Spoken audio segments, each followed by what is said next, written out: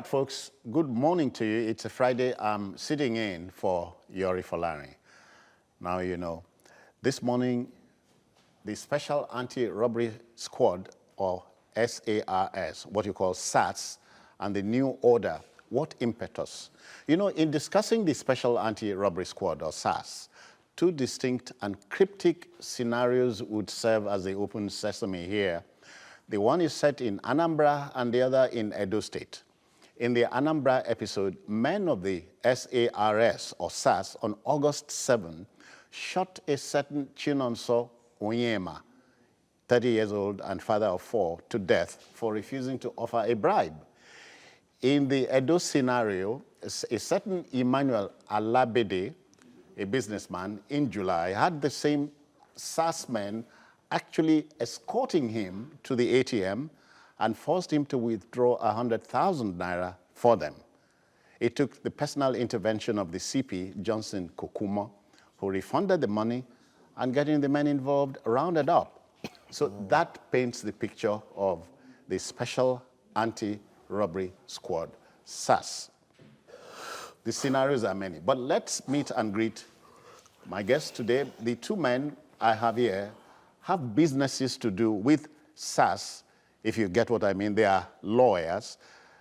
Liboros Oshoma is a proud Edo son. He is here. Liboros, I greet you. I greet you, citizen. And Curtis Adigba, a proud Benue child, is here. And I welcome you. Thank you, Citizen Let's Jones, start for having me. from you. By the way, do you realize Edo, Benue, combined old Cross River State, have more policemen in this country than any other group? I would want to. Now you know. I would want to believe you, even though I don't have the statistics. Yeah. But I know you have a lot of Edo people in the police. No less so Benue. Yeah, Curtis. Yes. The scenario I painted is not isolated.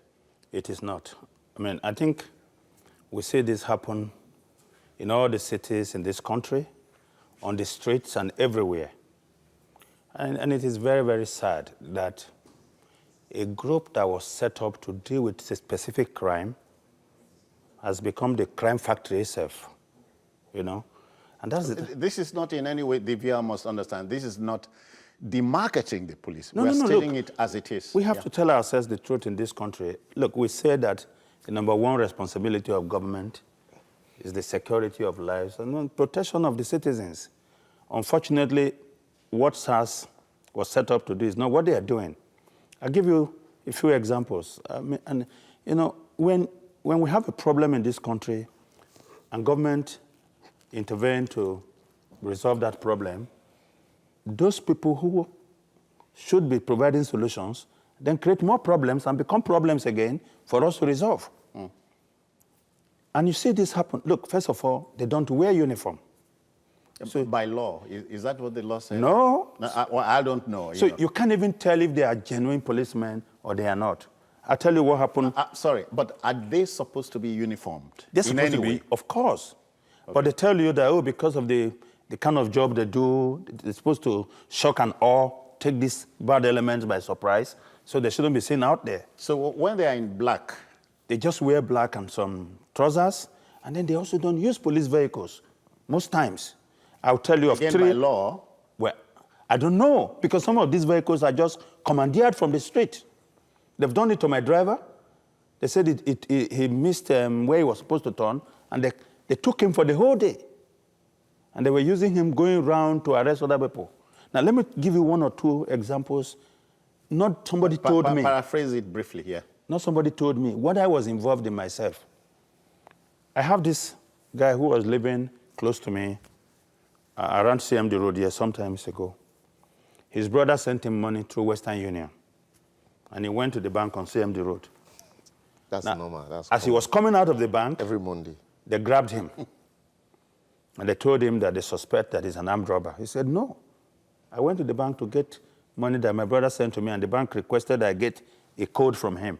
So I've come out to try and call him. They said, no, they won't leave him. So they dragged him down to the ATM. He withdrew 12,000. That was all he had, and he gave to them. Now, while he was with the policemen trying to get money, some other police people went to the bank. Same yes, team. Because they took some documents from him. They went to the bank and tried to get the money from Western Union. You don't say. Yes, until they were stopped because they couldn't also produce the code. Now, last week, on CMD Road here again, by one hospital there, Queen Specialist Hospital, there's a woman she owns a car wash and a restaurant there. I was driving out in the morning, on Saturday morning, and I saw a young man being dragged in different direction. There was a small yellow cab, this Suzuki cab, parked by the side, and I saw guys... The red cab? Yes, saw them cocking their guns. People were just looking. So I came down and said, what is the problem? They told me they suspect that he's an armed robber. I said, what do you mean? How do you see a man walking on the road and you suspect he's an armed robber? Oh, they said I should look at his hairstyle because he was sporting Bob Marley or Dada. I said, that's not enough. He could be a footballer, he could be into entertainment and all that. And then we got talking. And I tried to calm them down. And one language I kept hearing from them is, I will waste you. I will waste you and nothing will happen. I will waste you. We've wasted people in this country. I mean, this is what you get when you give power to those who are not entitled or trained to handle such power. Yeah. Empire is transient. Yeah. Liberals, how do you open? Yeah, Citizen Jones, this is, first and foremost, I want to say kudos to the acting president. This is the first time, I think, in recent time that the government at the federal level, it's recognizing not just the state anti-robbery squad, the entire police. It's recognizing that there is need for us to overhaul or reform. It's a right step in the right direction. That should be commended. And then, secondly, if we talk about police problem, Curtis just, just give a tip of the iceberg. It's massive. It's a big problem. Massive. Big problem. I bet you if you open your phone line, the complaints are myriads. But the question is, how did we get to have this kind of police? We got here by road. Exactly. Good. Our police is not attractive to the best of us. Anymore. Not at all. But gone are the days when you had people like your glory days. Yes, the police had glory days. Yeah. Those were the days when the country recognized the input of the police to the society. We say the security and the welfare of the people is the responsibility of government. And so who to provide this security and welfare? Security, the Nigerian police starting from there.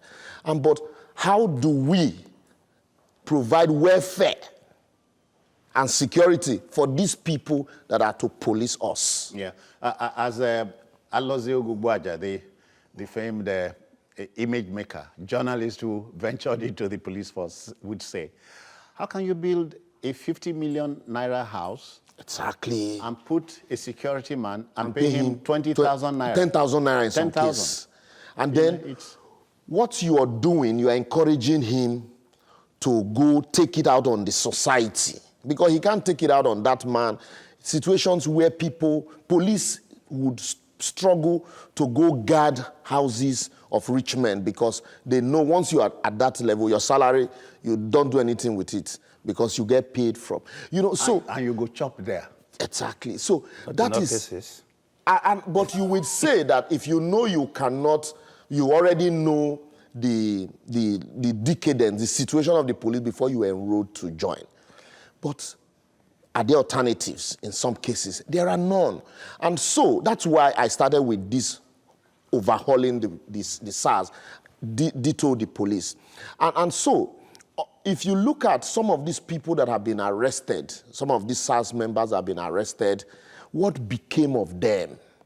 Have the families of the deceased in Anambra and Edo, have they been compensated? And those corporates, the damages that were awarded to the families, are the policemen also made to cough out part of the damages on behalf of the states to serve as a deterrent?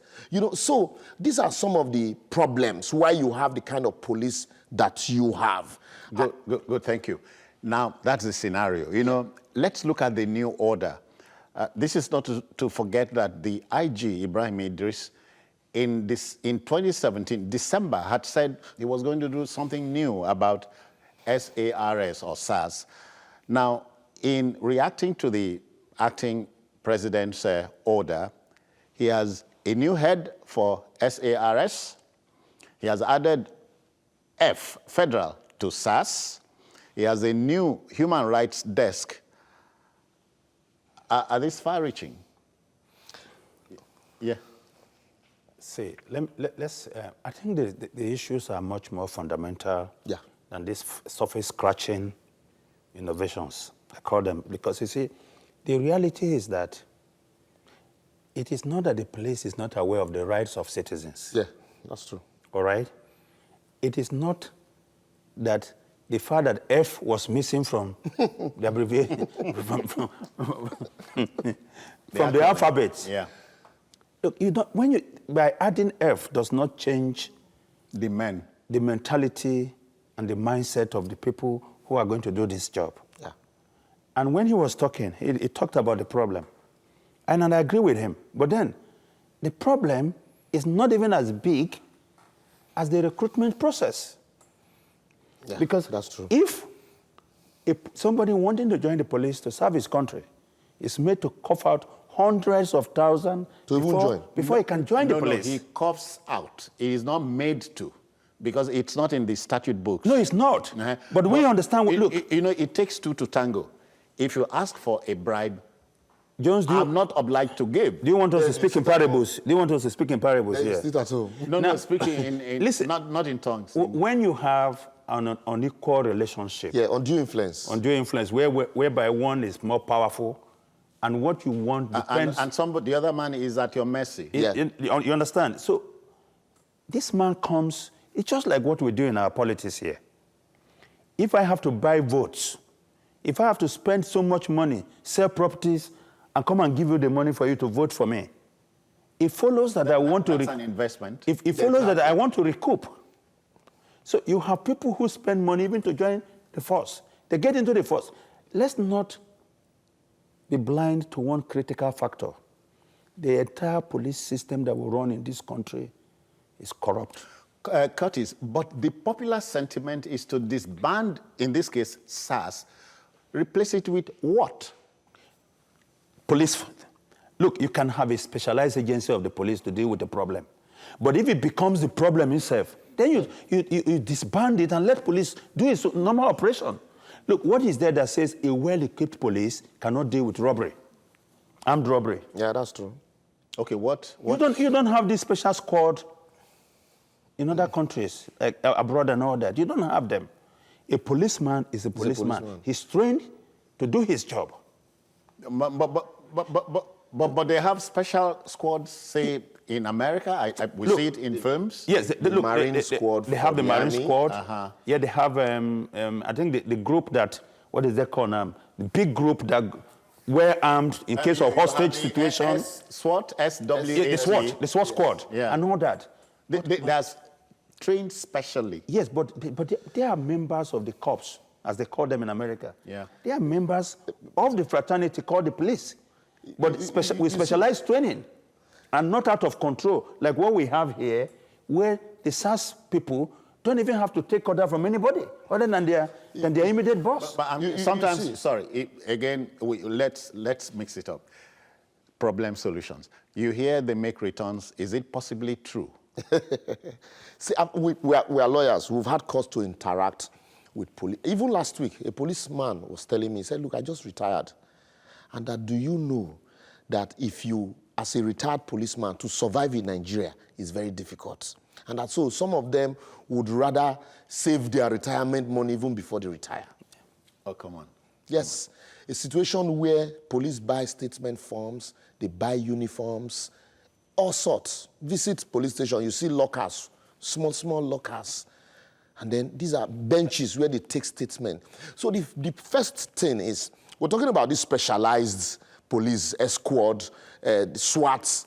They are policemen. First and foremost. Normal police. Yeah. But if there is need, they are trained as a unit. If there is need, you deploy those people. But on a normal day, you have them wear their normal uniform, patrol, like every other policeman. You are assigned to beats. So you talk about, And if you are an undercover agent, you don't necessarily have to be in uniform, right? Yes, if you're an undercover agent, if you work as an undercover in an area, the moment that's a different thing. You are an intelligence officer. The moment your cover is blown, you are removed from that beat immediately, because you are to mix with the people, get information. You are not the one that is going to execute the information gathered. But have you not heard something like, I'm an SSS man, and he flashes here? Yes. It's not that's supposed to be an undercover. We have an abnormal situation in this country. You see, so the issue here is, like I said, government had said, look, we need a overhaul, a reform. Yeah. The reformation is not just in the name. Also, there should be that opportunity also to enable private citizens to prosecute officers that have been found wanting. Liberals, but our constitution empowers you. Private, you have a power of No, you can only get a fiat from the Attorney General. And then secondly, file a civil suit. by the time you get, by virtue of the Administration of Criminal Justice Act now, by the time you get judgment against some of these agencies, to enforce becomes a problem. By virtue of Section 84, so you need the consent of the Attorney General to garnish some of these accounts. And in some cases, you never get it. So these are some of the lapses that reforms also that need to include the citizens. Essentially, Curtis, if you want, it's not about a refurbishment. The foundation needs to be tackled. Let's look at it. For instance, you have a human rights desk. Yeah. That human rights They've always had human rights desk. The desk is not on the street. You have to be alive to get your case to the office before the human rights desk can deal with it. And what we are saying is, look, a fundamental restructuring whereby they respect the rights of citizens. Treat them like human beings. You understand? Look, it's not a matter of going out there to extort people, and when they don't give you the money, go to a magistrate court every day. Yeah. Majority of the cases that are brought to magistrate court are overnight cases, as lawyers call them. What do you mean? Somebody will be walking on the road, or maybe meeting with friends somewhere. Wandering. They arrest him and they say he's wandering. Wandering is not an offense. It's not in the statute books. I mean, except for restricted areas, where you are one, like military establishments and all that. Keep off. Yes, you have a right to move around. And when you are not committing any offense, they pick you. Tell you. If your family cannot pay them, the next morning you are brought to the court. And from the court, awaiting trial and kirikiri. That's why the prisons are swelling up. So the magistrates or the judges, as the case may be, are not discerning enough? They don't understand immediately when you bring these cases. Because what happens usually on the first day is just for an accused to take a plea, whether he's guilty or not guilty. And then a date is set, and he goes to the prison. Do you understand? Bogus charges. So look. Unsustainable charges. By saying you have appointed a new man, this is beyond mere appointment of a new man. And one troubling issue is this. Why did he even have to take the acting president to get the police to know that something is fundamentally wrong with SARS? Liberal, so what do you do? You say, come on, what do we do? We can make the Nigerian police more friendly. We can make it more friendly. Okay. The police shouldn't... I had some friends from America, and we were going to Badagry. And they were like, are you guys at war? Yeah. At every checkpoint. Are they Nigerians? No, they're Americans. Okay. Are you guys at war? At every point you see police waving guns. Stop, park! So that image you create in the mind of the people is the image of fright. So the moment you see a policeman with gun, because also you have at the back of your mind, this man can use this thing at any time. But let me ask you, it's not overstating it. When we ask, aren't we deserving of the police we have? Yes, we are. That's what I'm saying. We produced it. Yes, the society produced the police that we have. That's why I'm saying that we need, if you can make it more friendly. You remember, Should before you not now. start from this other side, the public? It's a two-way street. It's a two-way street, but then in starting from the public, let me give you an instance. When these new generation banks came, or no, let me even get to the judiciary. It's an arm of government, so we'll understand it better from that point of view. In Lagos, there were times where the judiciary in Lagos was very corrupt.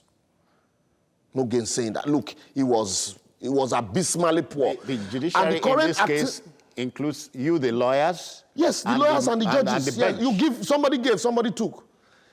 The current acting president when he was appointed AG, he told us, he said he visited some judges and he discovered that judges had to write judgment with lantern, candles in some cases. And so, as a judge, you're living in a rented apartment. You want to send your children to good schools also. You see people living in Ikoyi. And then he asks himself, so if you want him to perform optimally, you need first and foremost to elevate the status and then make it attractive to people who have something upstairs. Yeah. And then you hold them accountable. And so once they did that, we saw Lagos became a blueprint for people to copy. Lagos judiciary became and so it was immediately they did that. In this Lagos, they sacked about 30-something magistrates on the same day, and the heavens didn't fall. Judges, it is possible. It is possible. Judges were sacked. And so, but they didn't just come and say, oh, look, all of you have to go. Yeah. They say to whom much is given, much is expected. You give much and then you expect more. And so now it became competitive. It is no longer an all-commerce affair. In the same thing, in the Nigerian police, you can achieve the same thing. All you need first and foremost, identify that there is a problem. The average policeman at the top will not tell you that there is a problem. They live in denial. Oh, no, you see, it is not. Yesterday, I was listening to the spokesperson of Nigerian Police Force in Lagos, and when confronted with some of these allegations, he said he's just hearing them for the first time. You know, so when you live in denial... To tell the truth? Sorry. Because that's the difference between a journalist and an image maker. But a lot of them don't know that there is a dichotomy, a divorce between a journalist and an image maker. So you just pick one good writer. He writes very well. You say, come and be my image maker. Yeah. He doesn't have that public relation, you know. So for the Nigerian police also, over time, we have seen situations where they say, okay, look, we need to create a human rights desk. You created human rights desk. Like Curtis has said, to even access the human rights desk is another problem. Volunteer information. To volunteer information, you become the suspects. And then your parents or your relations will now need to come bail you. And so people don't want to... I belong in the police family, so I know. You know, there is, there was, I hope there still is, an information vote for, say, the CP in Lagos, the Commissioner of Police. Okay. As an information vote. Let me tell you. You bring an info, and you are rewarded quietly. No, look, other than that, why are we needing a human rights desk when every policeman can be a human rights advocate on the street? He talked about America. You know, you see cops, they have their guns, but they are hostile. And when they stop you, the first thing that comes, of course you have got bad elements in every society. Yeah. But when they stop you for a traffic stop, either for traffic violation or there's for an outstanding warrant and all that, they will stop you. The first thing that comes out of their mouth is either SARS or ma'am. And then they ask you, okay? Now, if he suspects there's a problem, he calls for a backup before approaching you. But you are treated with dignity. If you have a vehicular stop on the road as a result of your tire or something, the policeman comes by you, he assists you in fixing the tire, you know? Okay. And then he protects you from accident because he parks his vehicle in such a way that traffic is diverted from you. These things don't happen on their own. They happened as a result of education. Now, there was a time in this country, like you mentioned, where you could walk into the police and give them information about a crime, a pending crime, or a plan to carry out a crime, and you are rewarded for it. All right? Then there is also another important issue, which is the funding for the police itself. Yeah. Like you say, there is budget for the police. Oh, there is. But does it get to every station? Most police stations in Nigeria don't have impressed. I'll tell you something. There was a case I had with a client of mine. Somebody took money from him to sell him a land. eventually didn't sell him the land, and we were dragging the matter. When we got to a police station, the police people told us, one of them pointed at a pickup that was parked there and said, oh, and that man is our friend. He donated that vehicle to us here. Yes. Why don't you find a way to settle with him? Yes. So where do you start from? Now, where's the solution? It is by the quality of people you take in and the training that you give to them. The infrastructure you put on ground for them. When people go out, it's just like voters. When they go out to elect people, they don't want to elect people like them. They want to elect people that they think are better than them, and who can raise their living standard. So when you are recruiting people and bringing them into the police force to combat crime and provide security for the society, we also expect, as people, that you are giving us people who are better than us on the street. You understand? And so they have to be constant training. Yeah, and the infrastructure and retraining. And the things that they need. Libera, sorry. A popular TV station stealthily got into the police college here at Ikeja, took photographs, and these were graphic pictures of the squalor trained police officers in training living. Yeah. No mattresses. That's in the last government, in the Jonathan days. Yes. Between then and now, nothing has happened. Exactly. And what happened? Something has what happened. Changed? Okay. We have not seen new pictures. That's the only thing that has happened. So what changed was the government gave orders, build a new hostel, and they refurbished the one there. I think they built another one. And but the squalor, like you said, remained. And like he said, nothing has happened because we have not seen new pictures. And somebody was sacrificed for that act. I applied to join the Metropolitan Police. That's in England? Yes, and they advised me that nobody will take me in the police. That because the hurdles to cross before they would accept me in the police force were too... I was slimmer than this. No, I was slimmer than this. I was... Not that I wasn't physically And don't forget fit. he's been doing exercise to reduce his tummy. I've seen him on Facebook all the time. So. And so, that they would rather take me in the army. It would be easier for me to join the British Army than the police, that nobody would take me. With few of us. And if you see the form they gave to us as high as that, the information that they required, some of them I can't even provide. I hope you remember to tell them, the viewer, that in England, I don't know about America, policemen don't live in barracks. No. You see... You live in the community. You live in the communities. And so, as a policeman...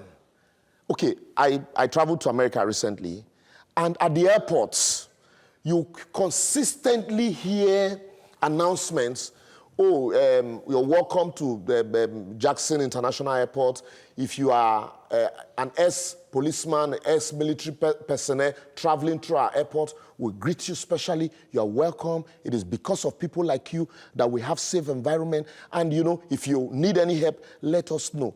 This is how society treats their security forces. They elevate it because they know that, like he said, you need to be above the rest of us to be able to protect us. But here, what happens, sorry, quickly. Here, what happens is that because we have so degraded the police force, we have the worst of us policing the best of us. And so what do you expect, to your question now on we deserve the kind of police that we have. And so for us as a people to provide solution to this kind of police, it's not just the SARS. First and foremost, how do we employ our police personnel?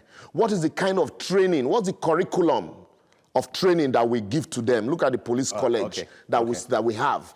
Imagine somebody graduating from that kind of police college. A new order for the Special Anti-Robbery Squad, or SARS, as they say, is a tall order. It's a tall order. All right. But it is good that we have started. And it shouldn't just end in the change of name and the human rights desk and change of head. No, it should be a continuous process. All right, we'll take this breather. We'll return very shortly. Don't forget, SARS in Focus. We'll be back.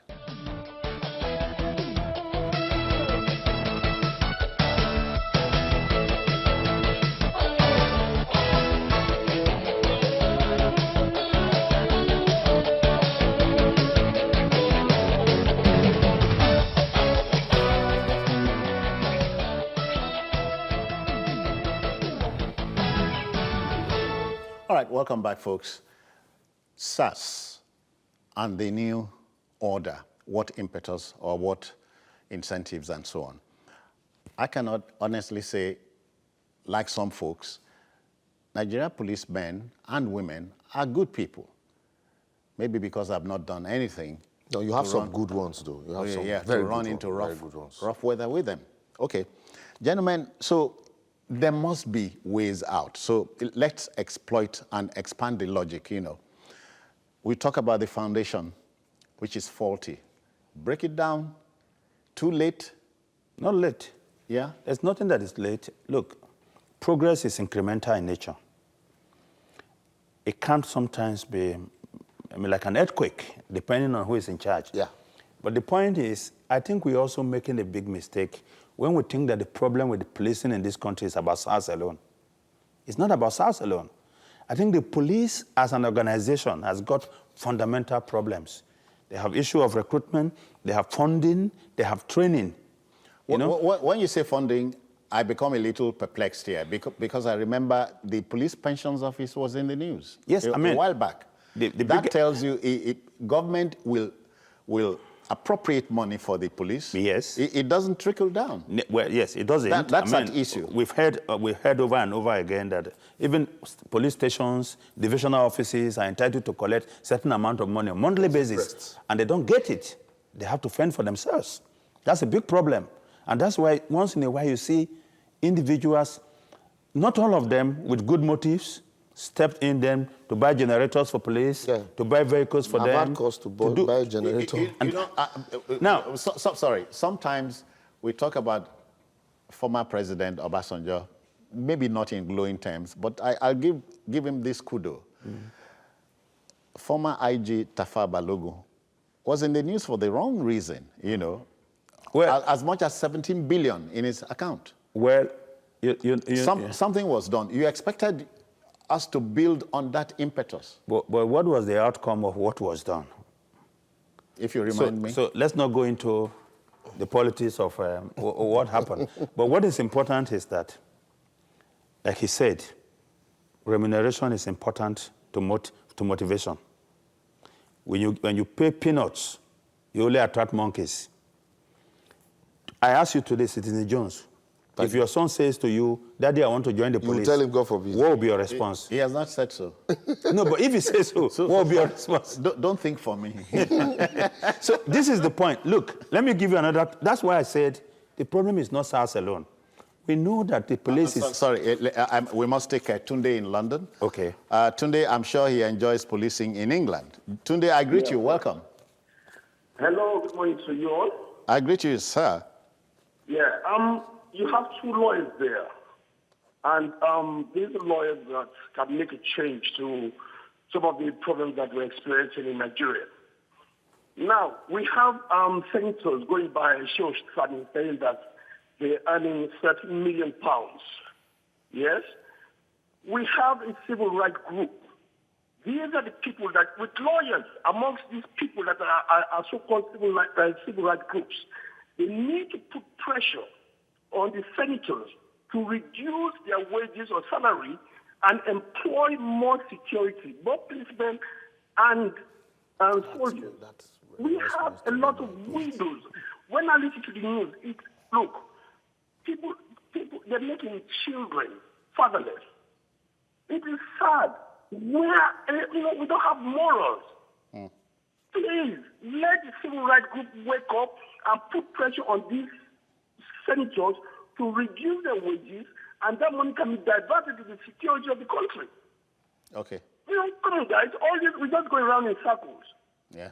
Please, Nigerians have to wake up. It's not only about education. Because when that money goes, half of the senators' money, look at them. They dress in big agbada and everything. Tunde, I'm sure you are not asking for a new National Assembly.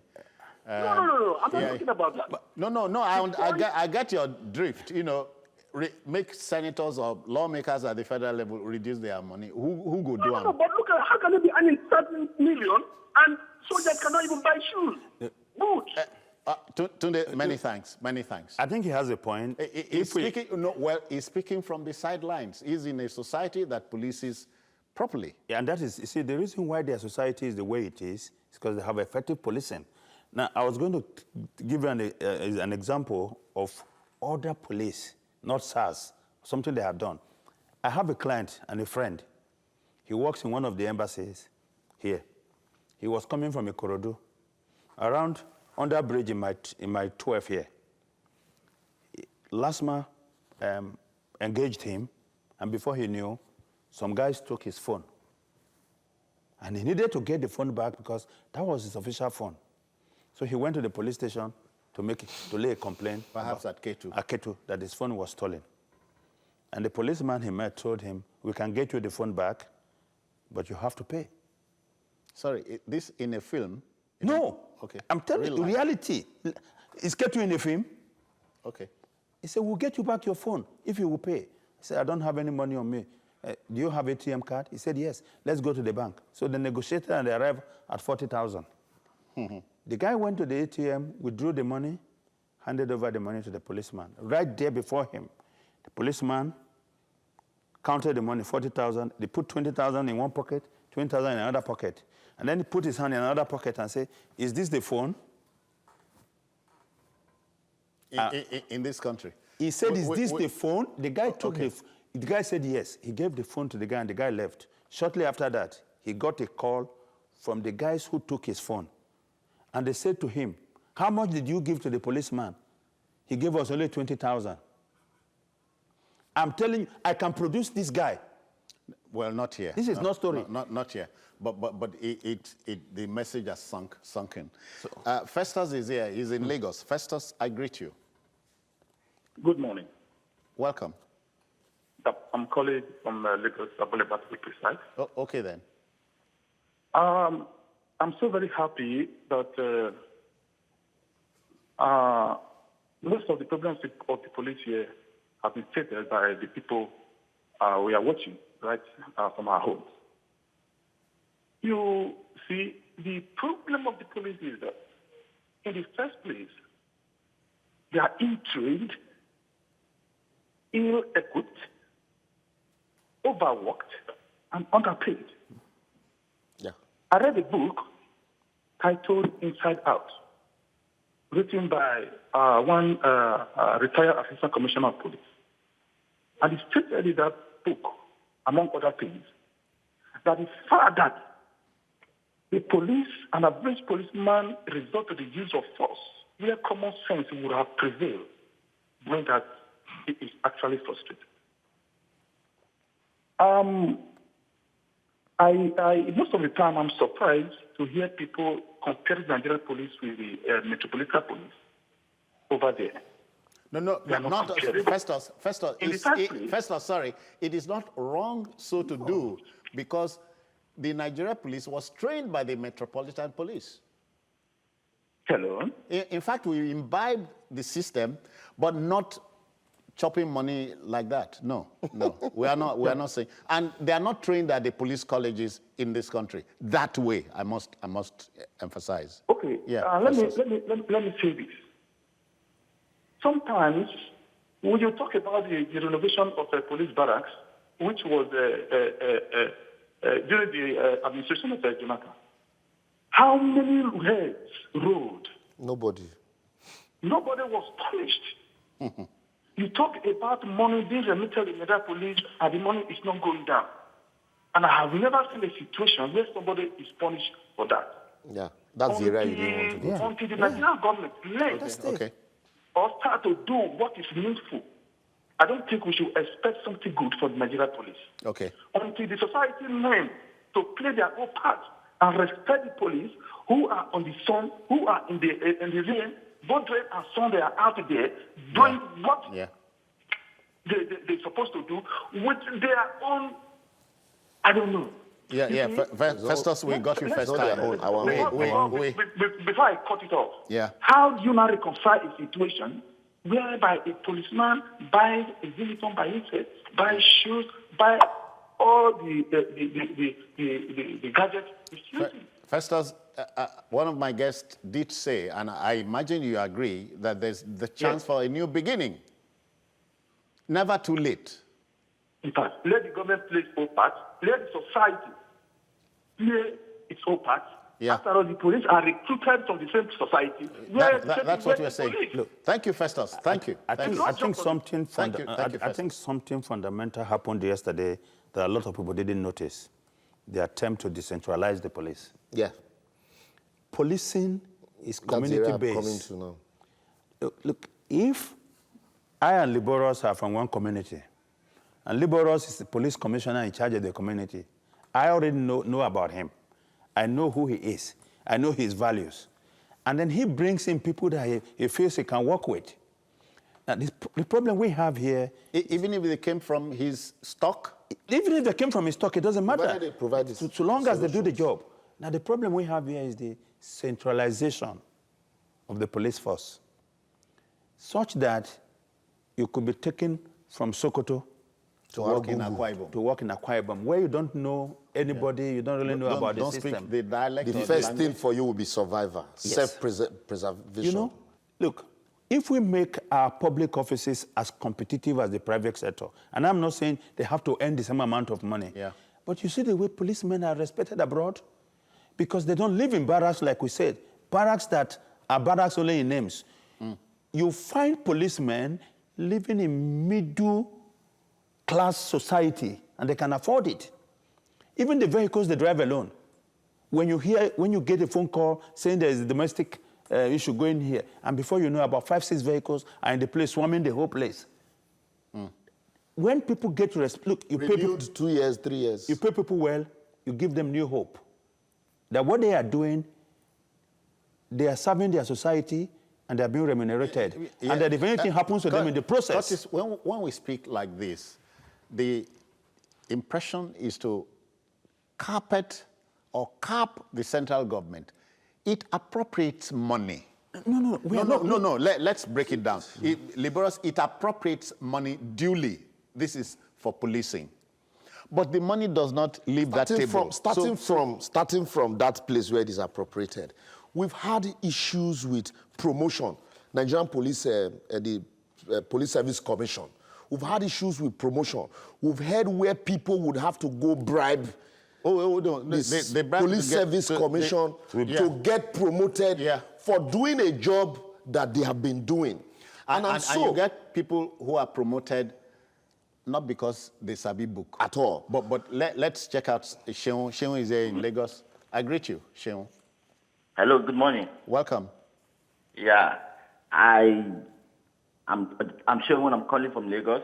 Yep. Yeah, I want to briefly air my own opinion about what is being discussed. I appreciate what the two gentlemen they've said all the while, but my own contribution is this. I think the problem with Nigerian police force is it is too deep to just mention just a few.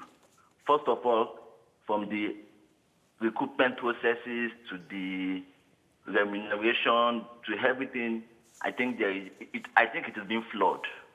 Now, I agree with the first caller that said that the money being paid to our senators is then too much. We need to reduce it drastically.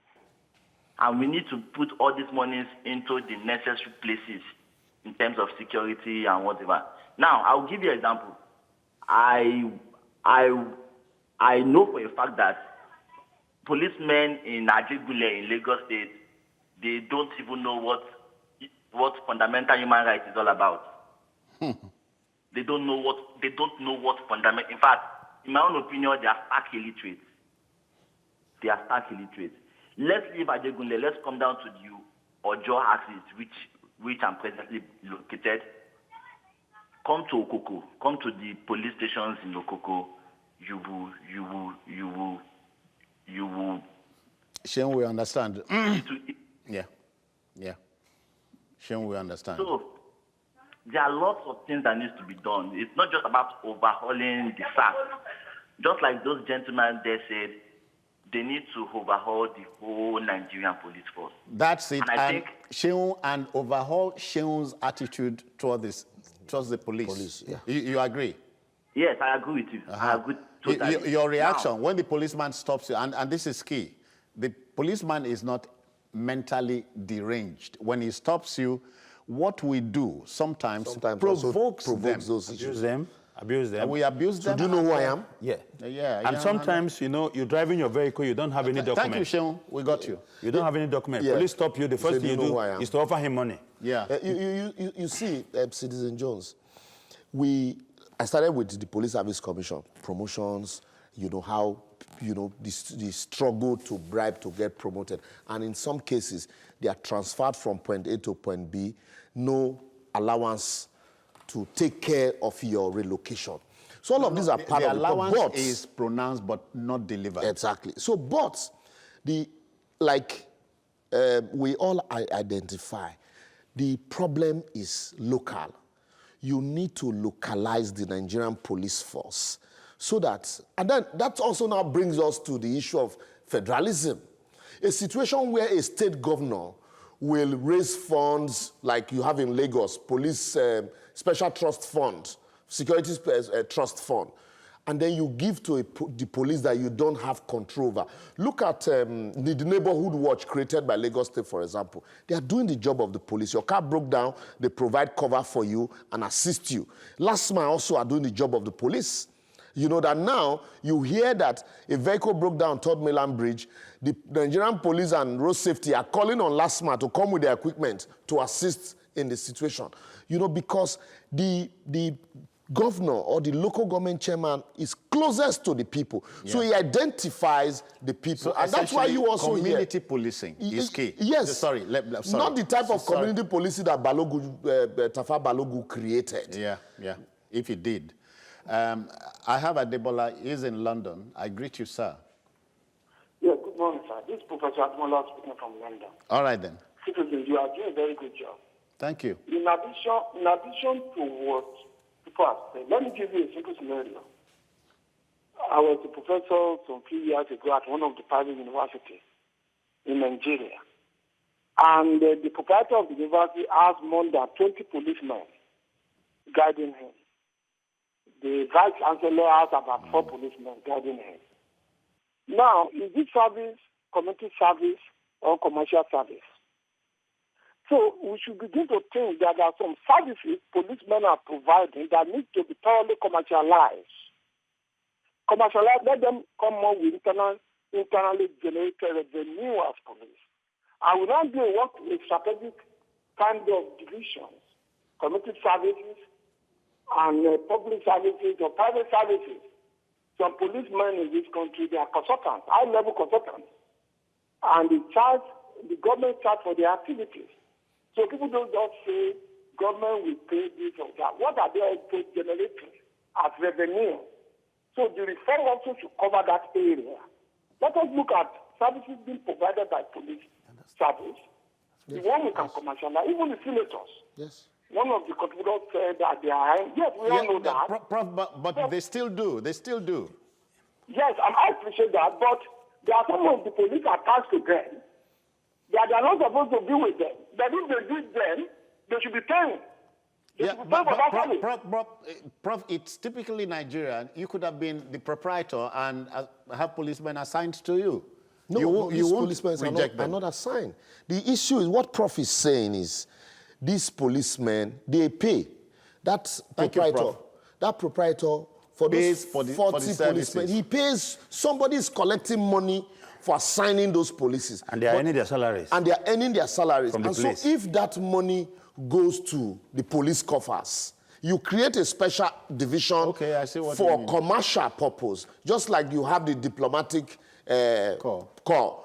You create a special division for the commercial purpose. So for these people who can afford to pay for services for security, you pay into the coffers of the police, and then you assign. So it's official. It becomes official. Not that this unofficial collection, you apply to get 2 policemen, and then you pay somebody. The money does not go to the coffers of the police. It ends in somebody's pocket. Is it supposed to go there?